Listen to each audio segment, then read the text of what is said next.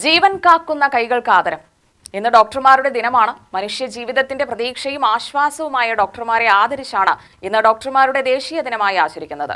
രോഗബാധിതരായ മനുഷ്യരെ ജീവിതത്തിലേക്ക് തിരിച്ചു കൊണ്ടുവരാനും സമൂഹത്തിന്റെ ആരോഗ്യ സംരക്ഷണത്തിന് മുന്നിൽ നിന്ന് പ്രവർത്തിക്കാനും ഡോക്ടർമാർ നടത്തുന്ന അർപ്പണബോധമുള്ള സേവനങ്ങളെ സ്മരിക്കുന്ന ദിനമാണിത്.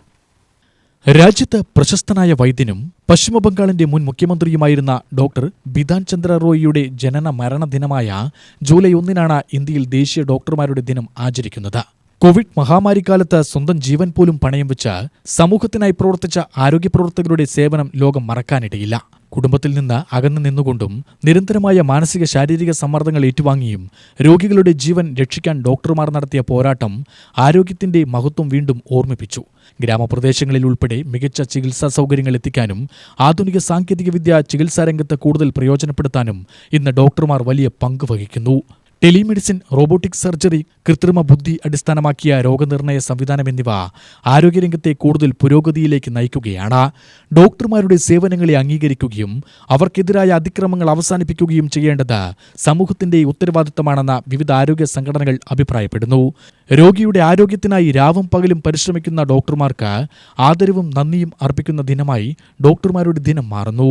ഡോക്ടർ എന്ന വാക്ക് വെറും ഒരു തൊഴിൽ മാത്രമല്ല, അനവധി ജീവിതങ്ങൾക്ക് പ്രതീക്ഷയും വിശ്വാസവും നൽകുന്ന മഹത്തായ ഉത്തരവാദിത്വമാണെന്ന സന്ദേശം ഈ ദിനം സമൂഹത്തിന് നൽകുന്നു. അപ്പോൾ ഇന്നത്തെ ഒരു ദിവസം ഞാൻ ഭാരതത്തിലുള്ള എല്ലാ ഡോക്ടർ സഹോദരങ്ങൾക്കും എൻ്റെ ആശംസ നേരുകയാണ്. പ്രത്യേകിച്ച് ഈ ഒരു കാലഘട്ടത്തിൽ വളരെ സ്ട്രെസ്ഫുള്ളായിട്ടുള്ള ഒരു അന്തരീക്ഷത്തിൽ ജോലി ചെയ്ത് ചുരുങ്ങിയ സമയം കൊണ്ട് നൂറുകണക്കിന് ആളുകളെ നോക്കുകയും നമ്മളുടെ സ്വന്തം കാര്യം മാറ്റിവെച്ചിട്ട് രോഗികൾക്ക് വേണ്ടി സേവനമനുഷ്ഠിക്കുന്ന എല്ലാ എൻ്റെ ഡോക്ടർ സഹോദരങ്ങൾക്കും എൻ്റെ അഭിവാദ്യം അർപ്പിക്കുന്നു. അതോടൊപ്പം ഈ ഒരു പ്രത്യേകിച്ച് കേരളത്തിൽ മൺസൂൺ കാലഘട്ടമാണ്. ഏറ്റവും കൂടുതൽ പകർച്ചവ്യാധികളും മറ്റുള്ള അസുഖങ്ങളും പൊട്ടിപ്പുറപ്പെടുന്ന ഒരു മാസമാണ്. സ്വാഭാവികമായിട്ട് OPയും വളരെ കൂടുതലായിരിക്കും. അപ്പോൾ ഈ ഒരു അവസരത്തിൽ നമ്മളെല്ലാം മറന്ന് നമ്മുടെ ജനങ്ങളുടെ ആരോഗ്യത്തിന് വേണ്ടി ഒറ്റക്കെട്ടായി നിന്ന് നല്ല ആരോഗ്യമുള്ളൊരു സമൂഹത്തെ കെട്ടിപ്പടുക്കാൻ നമുക്ക് പ്രയത്നിക്കാം എന്ന് ഈ അവസരത്തിൽ പ്രതിജ്ഞയെടുക്കാമെന്ന് ഞാൻ അഭ്യർത്ഥിക്കുകയാണ്. UTV news, Palakkad.